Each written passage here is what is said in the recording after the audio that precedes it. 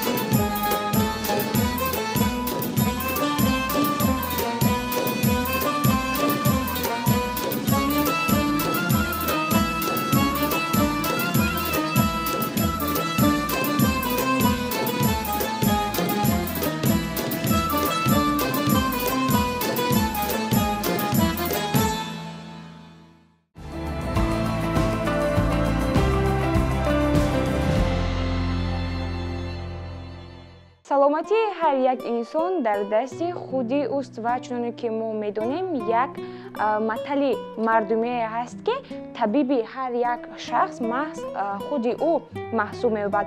барои оне ки шахс саломатии худро бардаму солим нигоҳ бидорад, пас ӯро мебояд ки ҳамеша ғизои солим истеъмол намояд. бале, ҳар яки моро зарур аст ки ҳама вақт реҷаи истеъмоли ғизоро дуруст риоя кунем, махсусан дар субҳгоҳон. барои кӯдакону наврасон муҳим аст ки ҳар субҳ истеъмол кунанд намудҳои гуногуни субҳонаро ва сипас ба боғчаи кӯдакон ва ё ба мактаб бираванд, зеро дар раванди аз худ кардани илму дониш ба онҳо метавонад ки гуруснагӣ албатта таъсири манфии худро расонад. яъне агар онҳо парешонхотир шаванд, дар ин ҳолат метавонад ки ин албатта барои аз худ кардани худи ана ҳамон нақшаи таълимӣ барои кӯдакону наврасон таъсири манфӣ расонад. хуб, бо унвони пурҳунари мо саҳифаи навбатии барномаи субҳгоҳи Сафои саҳар маҳз ба хотири шумост. ин саҳифаро бо ҳам тамошо мекунем ва аз тарзи тайёр намудани боз як субҳонаи лазиз бархурдор мешавем. марҳамат.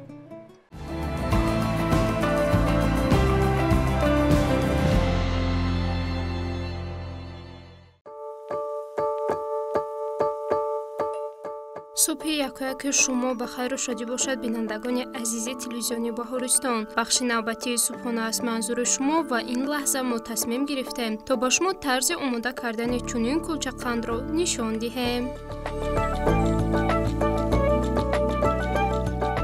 برای آماده کردن سراول 2 تا تخم را درون ظرف شکسته به آن 100 گرم شکر و کمی نمک را اضافه میکنیم.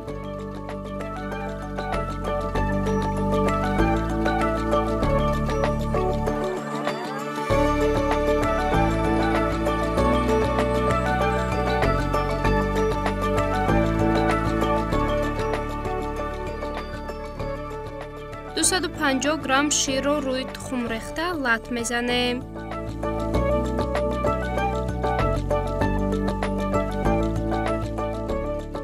برای به شکل خمیر درآوردن روی آن آرد را از الک میگذارونیم. آرد را نیز آمیخته کردیم.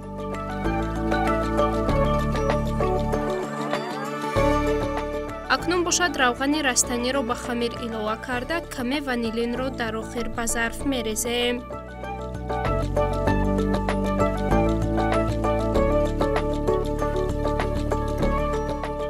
خمیر کلچه‌قند به پورگی آماده گشت. اکنون تابه را روی آتش گرم کرده با استفاده قاشق خمیر را درونش ریخته با چنین طرز کلچه‌قندها را میپزیم. بینندگان عزیز، صبحانه ما به پورگی آماده گشت. شما نیز میتوانید از این دستورالعمل استفاده برده چنین نوع صبحانه را بهر عائله خویش آماده نمایید.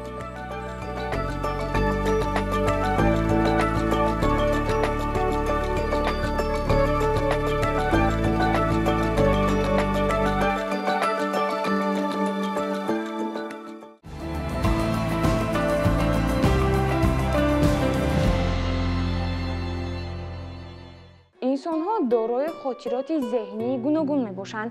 ҳастанд инсонҳое ки масалан як расмро бо як дидан ба зудӣ ба пуррагӣ аз худ мекунанд ва ҳастанд шахсоне ки бисёр хотираи заиф доранд. барои оне ки бинандагони азиз, худи шумо низ бисанҷед ки хотираи зеҳнии шумо то кадом андоза пурқувват аст, айни замон саҳифаи навбатии барномаи субҳгоҳи Сафои саҳарро пешниҳодатон месозем. бовар дорам ки ин саҳифаи барномаи мо барои сайқал ва рушд додани зеҳни шумо саҳми худро мегузорад. агар мехоҳед ки дар бораи чӣ қадар мустаҳкам будан ва ё тез будани зеҳни худ маълумот пайдо кунед, ҳатман ин саҳифаро то охираш тамошо кунед.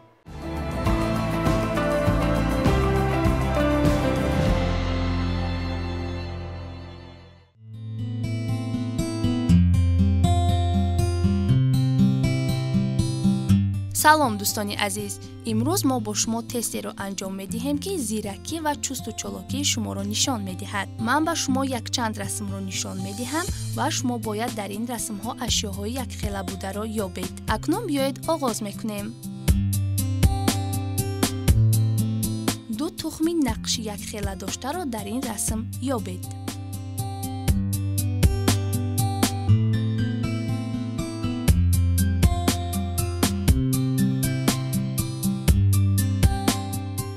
با دقت به رسم دوم نگاه میکنیم. ду чуткаи дандоншӯӣ ба ҳам монанд бударо аз ин тасвир ёбед.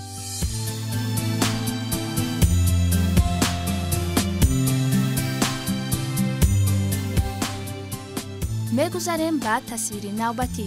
дар ин тасвир ду аломати якхела вуҷуд дорад. онҳоро ёбед.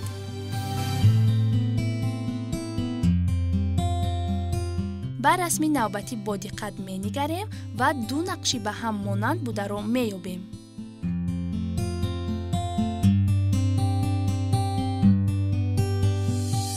акнун ба расми қуттиҳо нигоҳ мекунем ва дутои ба ҳам монанд бударо меёбем.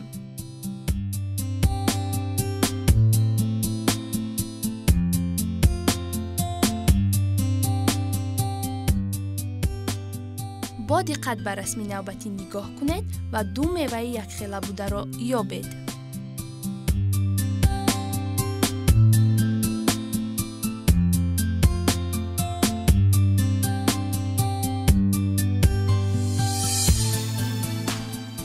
ба расми навбатӣ нигоҳ мекунем ва ду кактуси якхела бударо аз ин тасвир меёбем.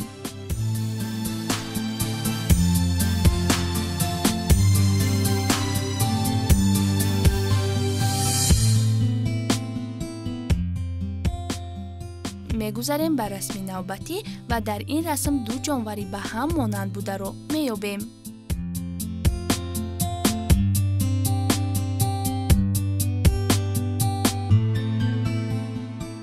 ба расми охирон бо диққат нигоҳ мекунем ва ду объекти ба ҳам монанд ва зиёдатӣ бударо меёбем.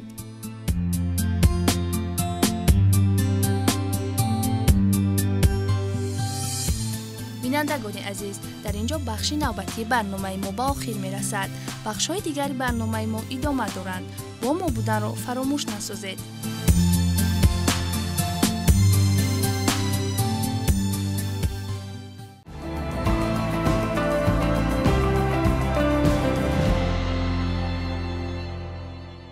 имрӯзҳо агар назар афканем, илму техника бисёр ҳам рушд карда истодааст ва ҷои як ашёро як ихтироъоти дигар гирифта истодааст. ва имрӯз мо метавонем бигӯем ки дар ягон маврид ҷои китобро ягон ихтироъоту навоварӣ гирифта наметавонад. маҳз ҳамон олимоне ки имрӯз барои мову шумо ихтироъотҳои гуногунро рӯи кор мебароранд, маҳз тавассути хондану аз худ кардан бо китоб чунин навовариву ихтироъотҳоро пешниҳод мекунанд. воқеан ин дуруст аст. ҳангоми хондани китоб мо аз он ҷаҳони маънавии худро ғанӣ мегардонем ва айни ҳол мехостам барои бинандагон як ҳикояеро нақл кунам. дар як деҳа марди ҳезумкаше зиндагӣ мекард ва кори ӯ фақат ба ҳезумкашӣ буд. саҳар барвақт аз хоб бармехезад, либосҳои худро иваз карда мехост ки барои ҷамъоварии ҳезум биравад, аммо мебинад ки табараш дар ҷояш нест. ӯ аз хонаи худ берун баромад ва дар дилаш шубҳа кард ки шояд табарашро ҳатман ҳамсояаш дуздидааст.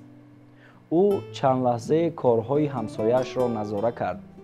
медид ки ҳамсояаш мисли як дузд роҳ меравад, бо тааҷҷуб ба ҳар тараф нигоҳ мекунад ва ё дар умум амалҳои як дуздеро иҷро мекунад. ва ӯ боварӣ ҳосил кард ки ҳатман табарашро ҳамсояаш дуздидааст. бо ҳамин хаёл ӯ ба хона даромад ва хост ки либосҳояшро иваз карда ҳатман аз ҳамсояи худ ба назди қозӣ рафта шикоят кунад. ҳангоми пӯшидани либосҳо ва иваз кардани пойафзолаш ӯ дид ки табараш дар ҷое ки ӯ пойафзолҳояшро иваз мекунад гузошта шудааст ва сипас ба ёдаш омад ки ӯ рӯзи гузашта ҷои гузоштани табарашро фаромӯш кардааст, яъне дар ҷои пештараш неву дар ҷои иваз кардани пойафзолҳояш гузоштааст.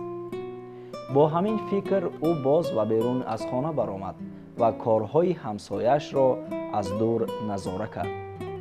дид ки ҳамсояаш ҳамчун як марди шарифе роҳ меравад, амалҳои хубу солеҳ анҷом медиҳад, бо дигарон хушмуомила аст ва суҳбатҳои гарму самимие дорад ва чун як марди бовиқоре зиндагӣ мекунад. ҳикмати ин ҳикоя дар чист?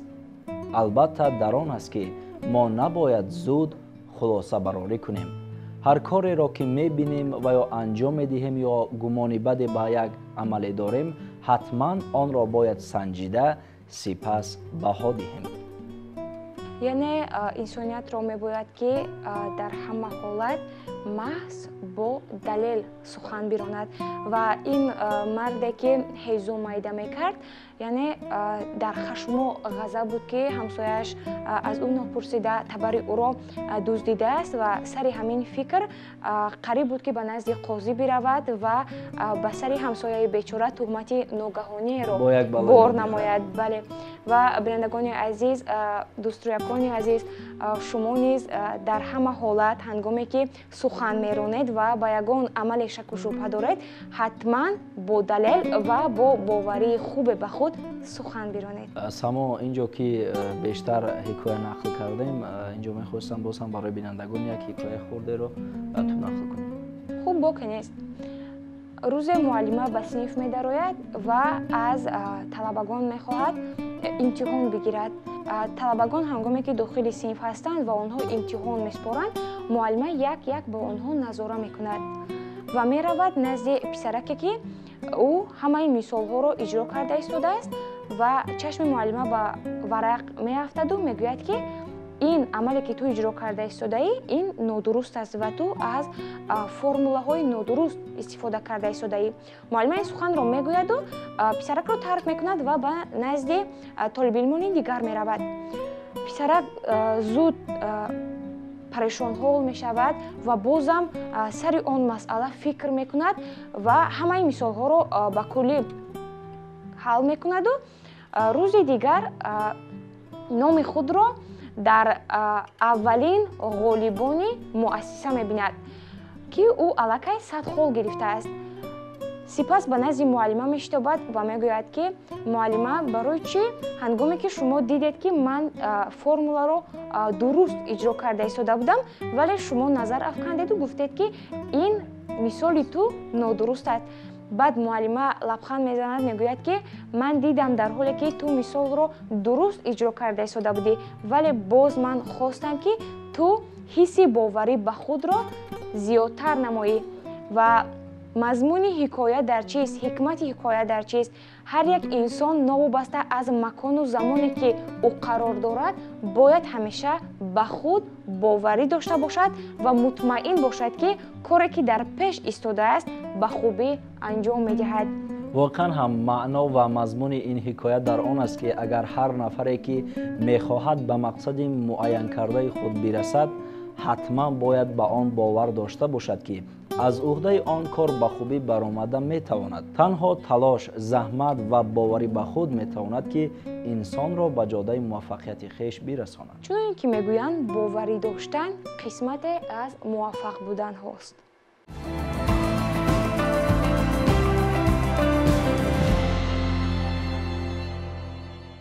дунёи рассомӣ олами рангинест ки бештари кӯдакону наврасон онро хеле зиёд дӯст медоранд. айни ҳол ки дар кишварамон моҳи аввали фасли дай ҳукмфармост, новобаста аз оне ки ҳоло дар водиҳо барф мушоҳида намешавад, аммо дар бештари маврид кӯдакону наврасон танҳо ҳамон лаҳзаҳои хуби бозӣ кардан бо барф бо дӯстони худро хеле зиёд дӯст медоранд. аз ин лиҳоз мо низ кӯшиш кардем ки маҳз ба хотири он кӯдакону наврасоне ки зиёдтар ин фаслро дӯст медоранд, дар саҳифаи мӯъҷизаи рангҳо маҳз тасвир кардани як манзараи зебои фасли дайро нишон диҳем. хуб бинандагони азиз, агар шумо низ дӯстдори қаламу варақҳо ва рангҳои гуногун, хулас дӯстдори дунёи рассомӣ ҳастед, пай саҳифаи навбатии барномаи субҳгоҳии Сафои Саҳарро пайгирӣ намоед. марҳамат.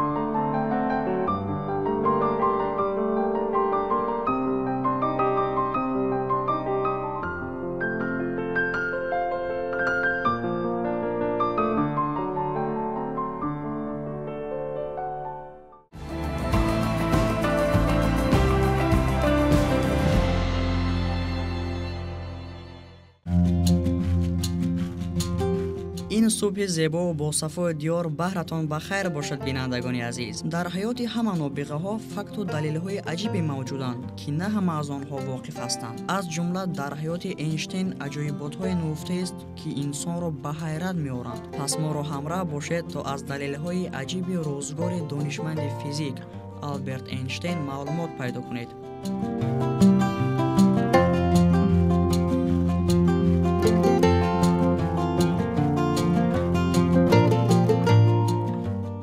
اینشتین حافظه خوب نداشت، یعنی می توانست فرموله و مسئله های ریاضی را حفظ کند، ولی دیگر چیزها را اصلا نمی توانست به یاد بیاورد. مخصوصا سال تولد و تاریخ و شعر را حفظ کرده نمی توانست. یک عجایبات دیگری هست.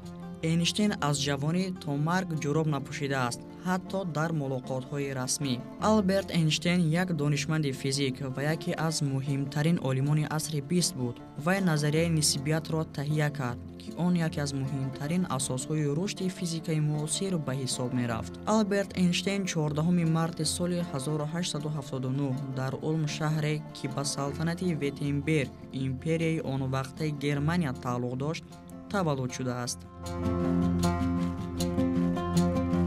نام پدرش گرمان اینشتین بود و او به تجارت و مهندسی مشغول بود و مادرش پالین کاخ نام داشت. وقتی که او گیومتری را آموخت به علم مفتون شد. شوق و رغبت او را صحبت‌ها با ماکس تالمود که همچون یک مربی آلبرت جوان خدمت می‌کرد افزایش دادند، زیرا او با ماکس درباره متماتیک و فلسفه صحبت می‌کرد.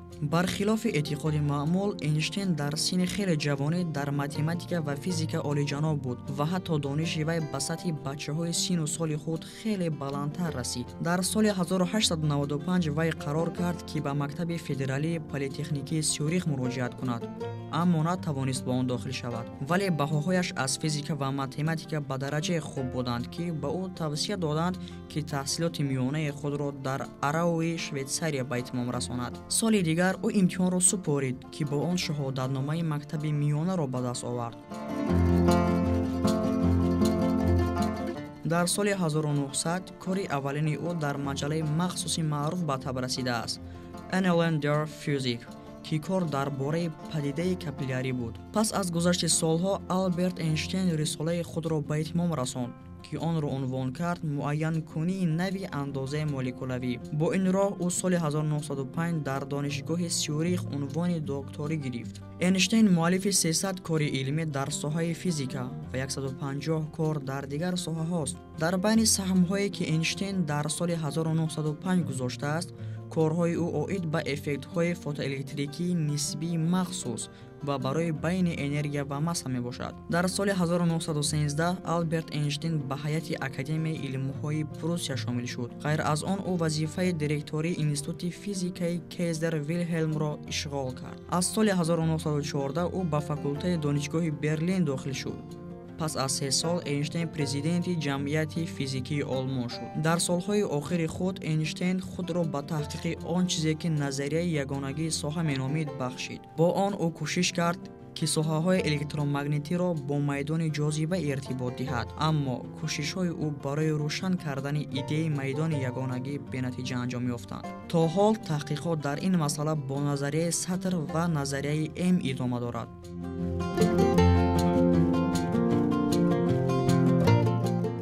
مشهورترین کاری که اینشتین انجام داد این برابری بین انرژی و ماسه بود، یکی از معادله‌های شناخته شده در جهان. وی این فرموله را سال 1905 وقتی که در برلین زندگی می‌کرد کشف کرده است. بعدتر سال 1917 اینشتین خاصیت‌های نو را تحقیق کرد و تحقیقات اساس‌های قانونی خود اوید به فوتو افکت را یافت. پس از آن وی نظریه عمومی خود را به مدل ساخت تمام عالم تطبیق کرد.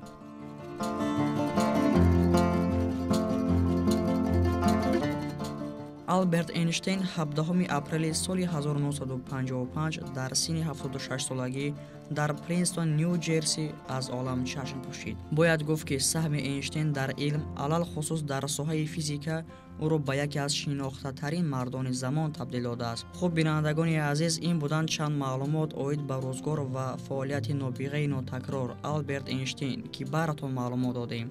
بخش‌های دیگری برنامه صبحگاهی صفای سر ادامه دارد.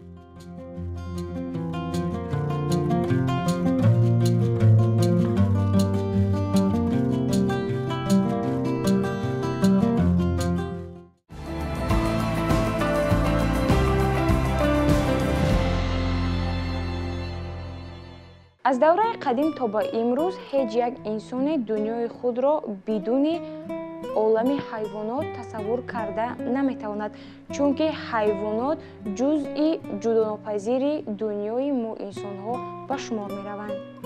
ما همه روزه به زندگی جانوران توجه میکنیم و آن در نظر ما خیلی عجایب و رنگ و رنگ مینماید. واقعا امروز عالم جانوران به دلسوزی ما انسانها خیلی زیاد نیاز دارد. مشاهده می شود که طی سالهای آخر نمودهای گوناگون حیوانات و نباتات در حال نیست‌شوی قرار دارند و این به واسطه باید مسئولیت ما انسانها را در نزد طبیعت باز هم زیاد گرداند. واقعا هم درست گفته، در زمانی که ما زندگی میکنیم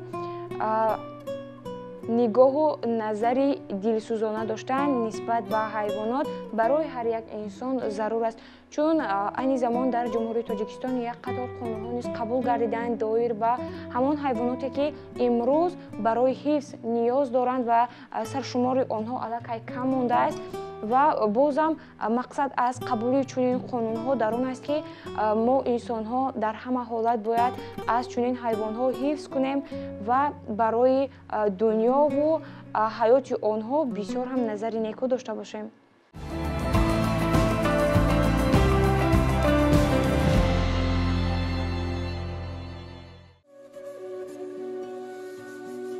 صبحتون بخیر بینندگان گرامی. در بخش نوبتی به شما یک چند معلومات جالب درباره پرنده بوم خواهیم داد. این پرنده صید خود را فقط شبانه شکار میکند. بنابراین به حیات گذرانی شبانه مطابق شدند. بوم نولی قطع شده و چنگال‌های تیز دارند. چشمانی تیز و مردمک پرآواز شونده به آنها امکانیت می‌دهد که طعمه خود را در تاریکی بینند. عضو شنوایی خیلی حساس دارند. بوم‌ها روزانه در جای‌های تاریک پنهان می‌شوند.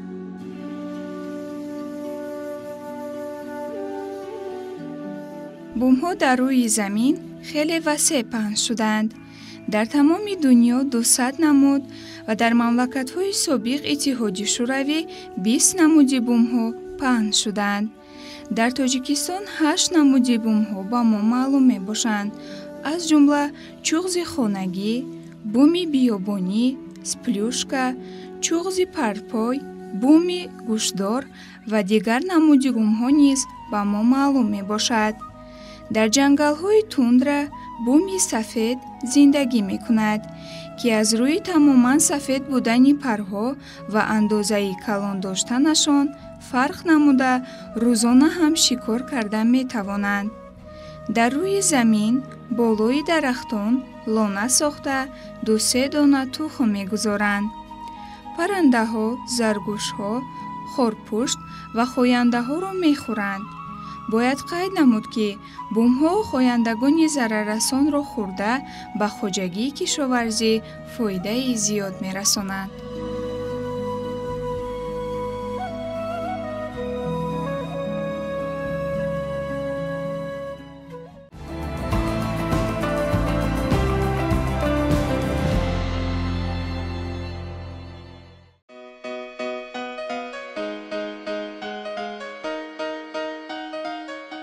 салом бинандагони азиз, имрӯз мехоҳем бароятон якчанд маълумотҳои навро пешниҳод намоем. бо диққат буданро фаромӯш насозед.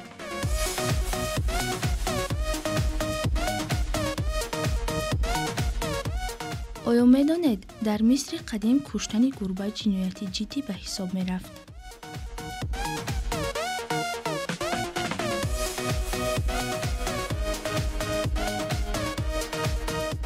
оё медонед, забони наҳанг аз вазни фил дида вазнинтар аст?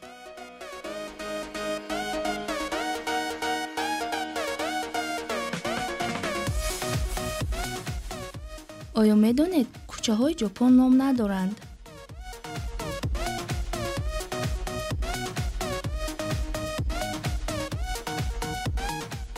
оё медонед, леонардо да винчи барои тасвир кардани лабҳои монализа 12 сол сарф кардааст?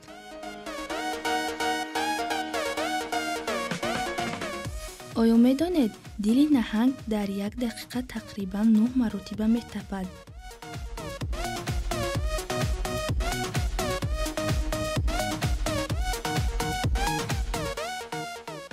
таҳқиқотҳо нишон медиҳанд, ки захираи луғавии як одам тақрибан 5-6 ҳазор калимаро ташкил медиҳад.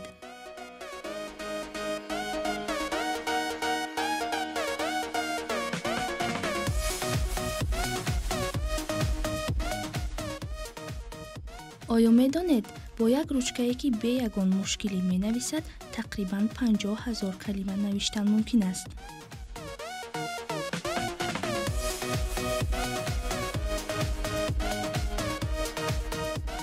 оё медонед, барои опаз кардани тухми шутурмурғ 40 дақиқа лозим аст.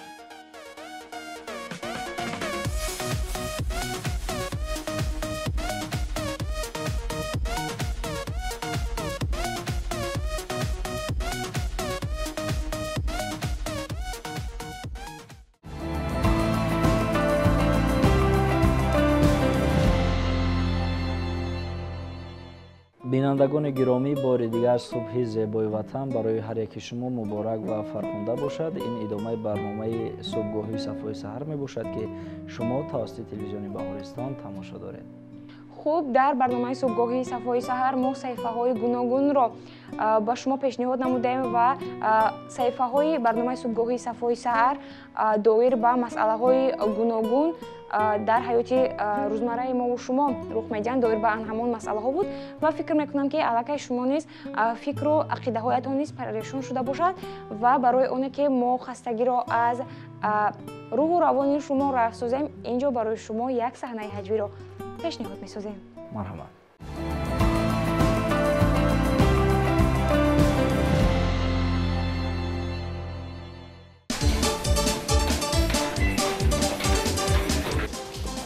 چی گپ؟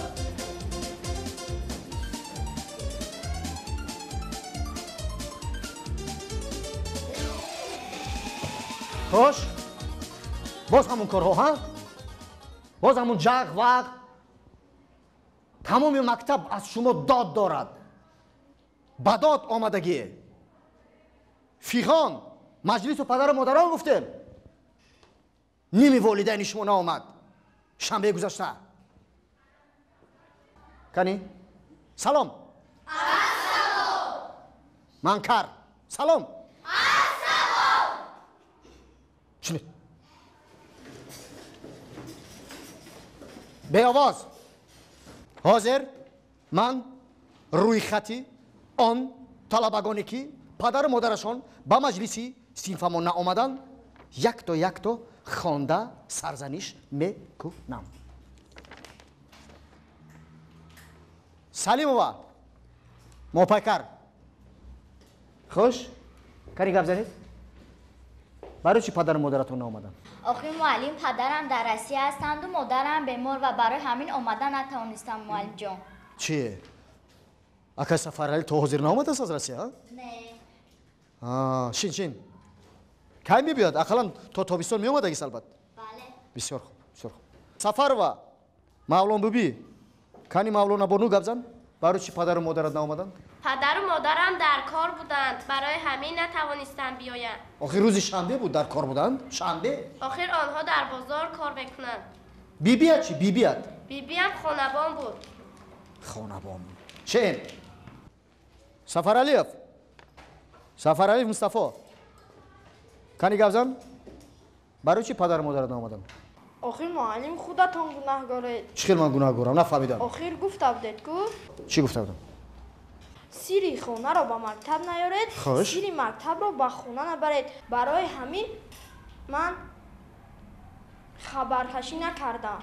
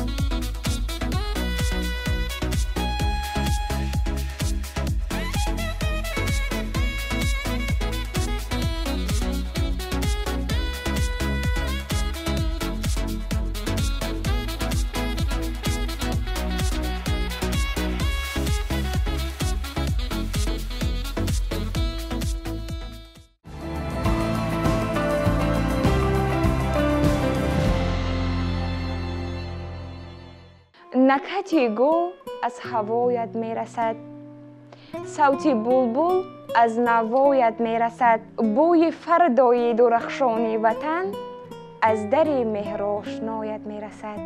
рӯзҳо аз сари мо инсонҳо хеле зуд мегузаранд. муҳимтарин кор он аст ки мо қадри ҳар лаҳзаро бидонем ва онро самаранок истифода барем. дирӯз барои мо моли таърих шудааст, фардо бошад шояд бароямон муаммост, аммо имрӯзи худро бояд ончунон бисозем ки ногуфтанӣ. бигзор бахту иқболи баланд амсоли барфҳои сафед ва кӯҳҳои сарбаланди тоҷикистон бароятон насиб гашта бошад. парвозро ба сӯи муваффақиятҳо барои ҳар яки шумо орзумандем. ҳамеша сиҳатманд, саломат ва сарбаланд бошед. бошад ки аз ин фасли дай бароятон сардии ҳаво не, балки гармии дилу дида насиб гашта бошад. то субҳи дигар хайр.